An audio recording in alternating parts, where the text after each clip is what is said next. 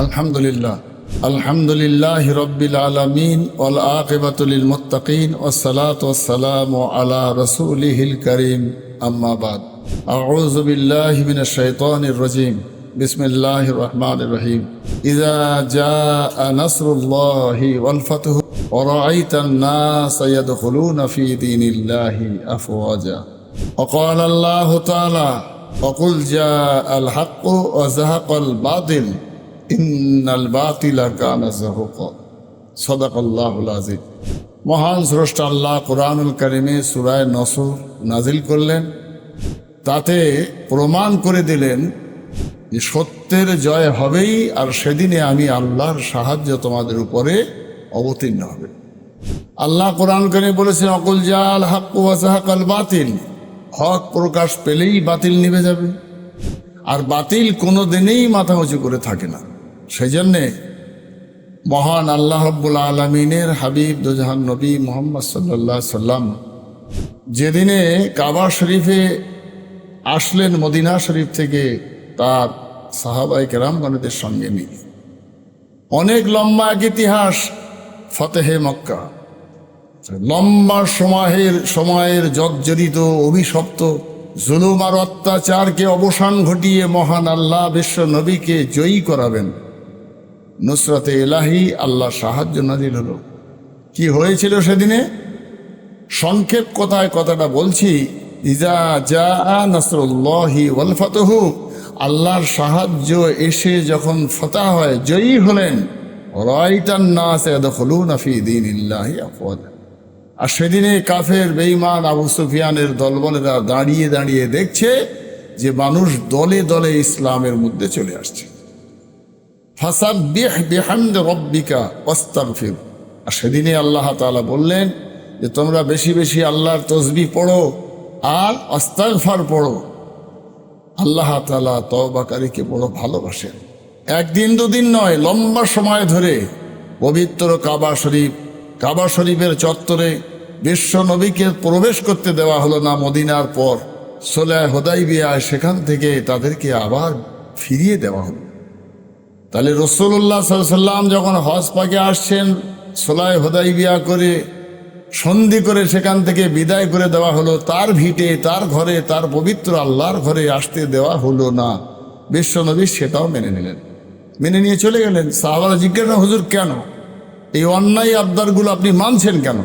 সরকার আলম বলেছিলেন, আমার সাহাবীরা, তোমরা যা সংখ্যায়, তাতে বেঈমান আবু সুফিয়ানের সঙ্গভঙ্গ বা যার কাছে রাষ্ট্রীয় ক্ষমতা সব তার কাছে। সেই জন্যে আমি চাই না যে তোমাদের মতোই কয়েকজন গরিব অসহায় মানুষ তোমরা এখানে ওর সঙ্গে সংঘাত করে মৃত্যুবরণ করো। তাই তোমাদের জীবনের অনেক মূল্য ভেবে আমি আমার নামে রসুল শব্দ কেটেছি। আমি আবু সুফিয়ানের অন্যায় আবদারটাও মেনেছি। আমি মক্কা শরীফে না গিয়ে আবার মদিনায় ফিরে গেছি। আমার দৃঢ় বিশ্বাস ছিল এটা, যে তোমাদের জীবনের মূল্যায়ন করা, আল্লাহর উপরে বিশ্বাস রেখে ফিরে যাওয়া, একদিন আমার জয় হবেই। তাই মক্কার লোকেরা দলে দলে মদিনায় গেল, আর তারাই গিয়ে রসুলুল্লাহকে সঙ্গ দিয়ে আবার তারা বিশ্ব নবীকে নিয়ে মক্কায় এল। সেদিনে সমস্ত মানুষেরা ফতেহে মক্কার দিনে সাহাবায়ে কেরামগণেরা আনন্দিত উল্লাসিত হলেন। আবু সুফিয়ানও সর্বশেষ কলেমা পড়ে তওবা পড়ে মুসলমান হলেন। আবু সুফিয়ানের স্ত্রী হিন্দাও সেদিনে কলেমা পড়ে ইসলাম গ্রহণ করে ক্ষমা খান্না করে নিলেন। কিন্তু সব আনন্দের মাঝখানে সৈয়দেনা আবু বকর সিদ্দিক রাদিয়াল্লাহু তাআলা আনহু আকাশের দিকে হাত দুটো তুলে ঝরঝর করে কাঁদছিলেন।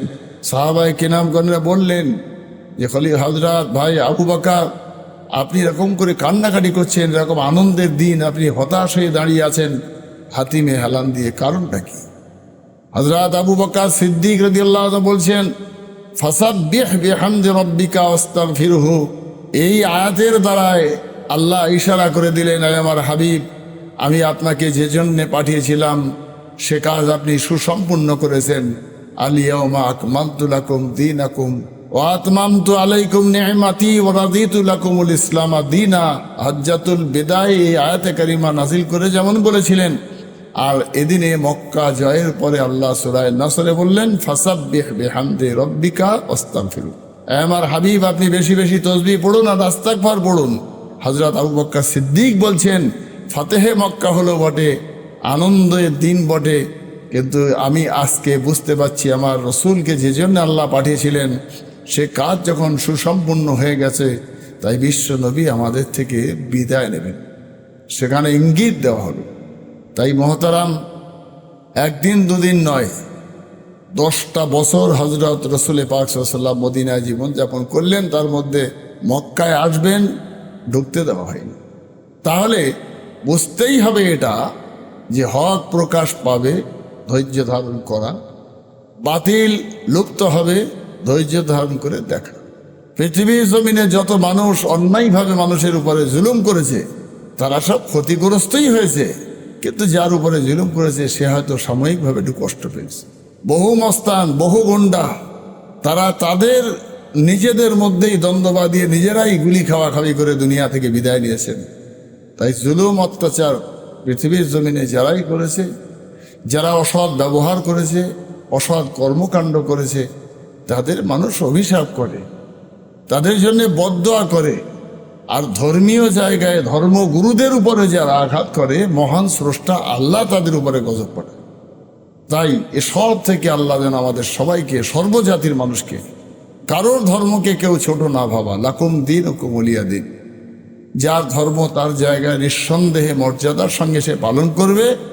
আঘাত হেনে কারোর ধর্মীয় ভাবাবেগে আঘাত না করা, কারোর মনে কষ্ট না দেওয়া, সমস্ত ধর্মের মানুষের প্রতি শ্রদ্ধা জ্ঞাপন করে আমাদের চলবার তৌফিক আল্লাহ দান করুক। ভারতবর্ষের মতো একটা গণতন্ত্র দেশে একজন হরিপদ সাহেব আমার শিক্ষক হতে পারে, ডাক্তার হরিদাস ঘোষ আমার চিকিৎসা করবে, ডাক্তার যেমন একজন অমুসলিম হতে পারে, একজন প্রফেসর, একজন মাস্টার সে অমুসলিম হতে পারে, একটা উকিল, একজন হাকিম অমুসলিম, আবার একজন হাকিম, একজন উকিল, একজন মুসলিম হবে, খ্রিস্টান হবে। এটা তো ভারতবর্ষ। সেই জন্যে একজনের সঙ্গে আরেকজনের শিক্ষা, ছাত্র, গুরু এবং শিষ্যের, রাজনৈতিক নেতৃত্বের সব জায়গায়, একজন ব্যবসাদার, একজন খরিদ্দার, এসব যোগ ভারত স্বাধীন হওয়া এবং করানোই তো ছিল, সেটাই মূল লক্ষ্য।